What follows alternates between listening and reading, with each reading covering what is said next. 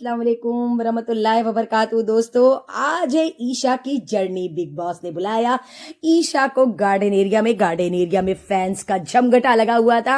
Outstanding माहौल था। ईशा बहुत खुश थी क्योंकि ईशा को शायद इस पल का बहुत बेसब्री से था इंतजार। तो दोस्तों, मैं आप लोग को बता दूं कि मैं भी आज के दिन के इस एपिसोड के लिए बहुत एक्साइटेड होती हूँ। बहुत ज्यादा इंतजार होता है।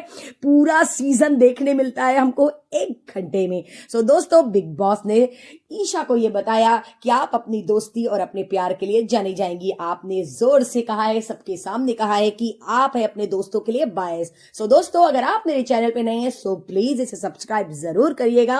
लाइक, कमेंट और शेयर करना मत भूलिएगा। मुझे कमेंट करके जरूर बताइएगा क्या आपको ईशा पसंद है। आप क्या चाहते हैं कि ईशा टॉप 2 में हो। बिग बॉस ने बोला ईशा को कि लोगों ने आपको बाइस्ड कहा, लोगों ने आपको इविल ईशा कहा, लेकिन मैं आपको बोलता हूं एलिगेंट ईशा, एक्सीलेंट ईशा।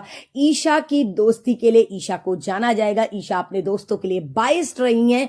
आज आप अगर यहां पे खड़ी हैं तो मैं सिर्फ आपसे एक बात कहूंगा, ईशा सिर्फ तुम ईशा।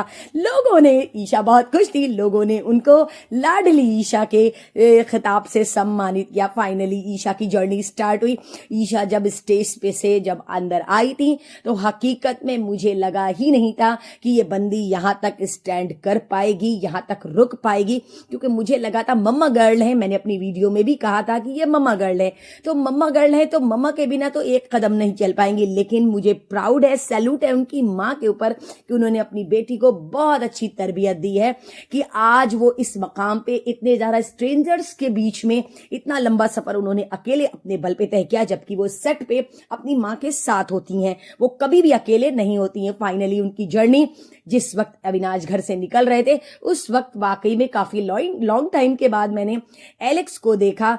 एलेक्स और ईशा, अविनाश की दोस्ती, उनका बिछड़ना, उनकी लड़ाई, उनकी मोहब्बत, उनके प्यार, ये सारी चीजों को जब दिखाया जा रहा था तो मैं ये सोच रही थी कि इसमें ईशा का गेम कहाँ है। शायद यही उनका गेम है, उनकी दोस्ती, उनका प्यार, उनका रोमांस, उनकी शरारतें। लेकिन मुझे ऐसा लग रहा था कि गेम की कहीं ना कहीं कमी है, क्योंकि कहते हैं ना पीठ पीछे बैक बिचिंग। फराह खान जब घर के अंदर आई तो उन्होंने ईशा से कहा तुम्हारा गेम करण के ही इर्द गिर्द घूम रहा है। करण की बिचिंग करना, करण के पीछे बात करना, करण को बोलना, मतलब करण के अलावा ईशा आपका कोई भी गेम नहीं है।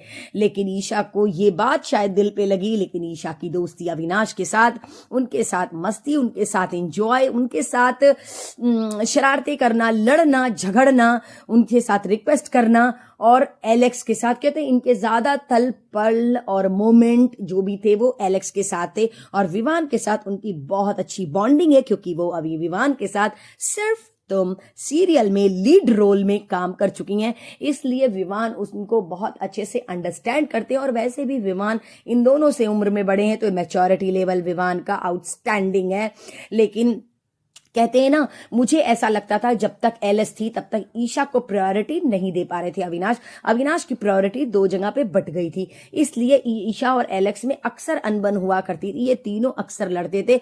लेकिन जब एलेक्स घर से निकली और सलमान खान ने जब कहा कि आप होती हैं एवेक्ट, लेकिन ये जब रो रही थी उस वक्त मैंने अपनी वीडियो में भी कहा मुझे बहुत गुस्सा आ रहा था, क्योंकि इनका रोना पता नहीं क्यों मुझे एक्टिंग लग रहा था।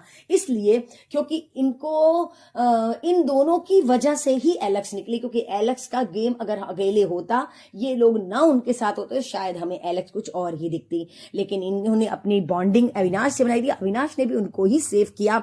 वैसे मैं बता दूं एलेक्स निकलती भी नहीं। 3 हफ्ता एलिमिनेशन बिग बॉस ने कैंसिल कर दिया था सिर्फ इसलिए कि शायद ईशा की वोटिंग बढ़ जाए, ईशा कुछ बोले। लेकिन भाई ये लोग बोलने कहा देते हैं।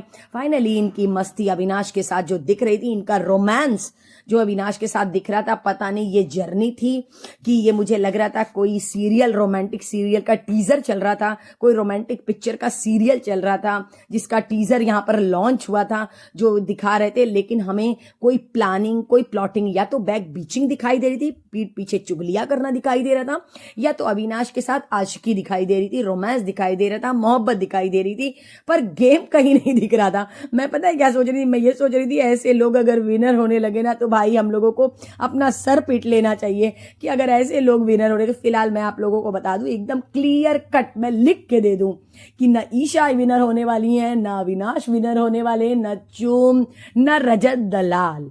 लेकिन मुझे पता है बहुत अच्छे से कि ये लोग विनर तो नहीं होने वाले। वैसे भी ये अपनी जर्नी देख के बहुत खुश हैं, बहुत एक्साइटेड है कि हमने क्या क्या इस घर में देखा, क्या क्या वो किया। लेकिन यहाँ पर जब रजत की जर्नी दिखाई जा रही थी, रजत के बारे में, तो थोड़ा सा ईशा का चेहरा मुंह उतर गया था उनका, क्योंकि उनको उनकी माँ ने बताया था कि रजत वैसे नहीं है। फिलहाल इन्होंने रजत को भी काउंटर किया, इन्होंने करण को भी काउंटर किया। जब फराह खान आई उन्होंने करण के बारे में बोला, और जब एकता कपूर आई उन्होंने रजत के बारे में बोला। फिलहाल बीच में ईशा करण रजत के साथ कॉर्डियल हो गई थी, या फिर हम ये कह सकते हैं लास्ट में उनको बनना था, फाइनल वीक में पहुंचना था, यहां तक पहुंचना था, इसलिए शायद उन्होंने उस दोस्ती को बरकरार रखा। पता नहीं, अल्लाह जाने उनका क्या मकसद था। सो दोस्तों, मैं आप लोगों को बता दूं, ईशा की जर्नी ईशा के लिए यादगार होगी इसलिए क्योंकि उनका सारा पल, एक एक मोमेंट अविनाश के साथ उस वीडियो में कैच था। ईशा बहुत ज्यादा खुश थी, लेकिन उनकी जर्नी बहुत ज्यादा लंबी नहीं थी। मतलब 12 से 13 मिनट की जर्नी थी, न उसके अंदर कोई स्ट्रेटेजी थी, न उसके अंदर कोई गेम था, न कोई प्लानिंग थी, न उनका कोई थॉट्स थे। हमने ईशा के कोई भी थॉट्स उनकी जर्नी में नहीं सुने, उनके कोई ओपिनियन नहीं सुने जो उनके स्ट्रांग ओपिनियन आगे रखें, जो उनके थॉट्स आगे रखें। सिर्फ उनका रोमांस, उनका प्यार, उनकी दोस्ती, यही चीज दिखी। तो भाई आप जैसे लोगों के लिए बिग बॉस है ही नहीं। अगर आपको गेम सीखना है तो वह सच में मैं बताऊं ना, कशिश खेल रही थी गेम, दिग्विजय खेल रहे थे गेम, जो इन लोगों की वजह से निकल गए। एलेक्स खेलती है अच्छा गेम, लेकिन एलेक्स को तो इन लोगों ने मौका ही नहीं दिया। फाइनली इनका जब रोने वाला वीक दिखा है ना, तो हाँ हमें एक साइड दिखा ईशा का कि वो इमोशनल हैं, वो अपनी माँ से अटैच हैं, तो माँ से काफी दूर थी, तो इनका एक इमोशनल साइड हमें देखने मिला। सो दोस्तों, इसी तरीके की चटपटी खबरों के साथ मैं कल फिर आप लोग को मिलूंगी। कल की जर्नी होगी विवान, चूम और रजत दलाल की। फाइनली हम मिलेंगे आपको नेक्स्ट वीडियो में नई गॉसिप के साथ। आई होप आपको मेरी वीडियो पसंद आए। अगर आपको मेरी वीडियो पसंद आए so please please please please इसे सब्सक्राइब करना मत भूलिएगा, लाइक कमेंट और शेयर जरूर करिएगा। प्लीज अपने घर में दोस्तों से मेरा चैनल सब्सक्राइब जरूर कराइएगा। मेहनत बहुत करती हूँ। आई होप, हो सकता है मेरे मुंह से कुछ गलत निकल जाता हो, मैं कुछ ऐसा बोल देती हूँ जिससे कुछ ऐसी गलत हो जाता हो, तो उसके लिए आई एम सो सॉरी। मैं दिल से आप सबसे माफी मांगती हूँ।